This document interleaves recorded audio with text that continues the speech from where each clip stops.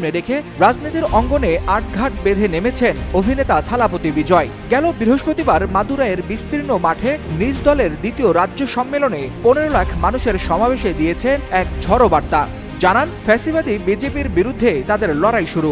ভারতের প্রধানমন্ত্রী নরেন্দ্র মোদীর নেতৃত্বাধীন বিজেপিকে ধর্ম বিভাজনের হাতিয়ার বানানো এক শক্তি হিসেবে উল্লেখ করে সমাবেশে থালাপতি বলেন, গণতন্ত্রকে দুর্বল করে সমাজে বিভাজন ছড়িয়ে বিজেপি আজ ভারতের সবচেয়ে বড় আদর্শগত শত্রুতে পরিণত হয়েছে।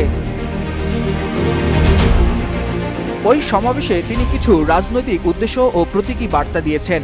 বিজয় জানান, তাদের একমাত্র আদর্শগত শত্রু হলো বিজেপি, আর রাজনৈতিক শত্রু হলো দ্রাবিড় মুনেত্র কাজাগাম বা ডিএমকে। তার নিজের রাজনৈতিক দল টিভিকের উদ্দেশ্যে বলেন, এটা এমন কোনো রাজনৈতিক দল নয় যারা কাউকে ভয় পায় কিংবা কোনো আন্ডারগ্রাউন্ড মাফিয়া ব্যবসা পরিচালনা করে। পুরো তামিলনাড়ুর শক্তি তাদের সঙ্গে আছে উল্লেখ করে তিনি ফ্যাসিবাদী বিজেপি ও বিষাক্ত ডিএমকে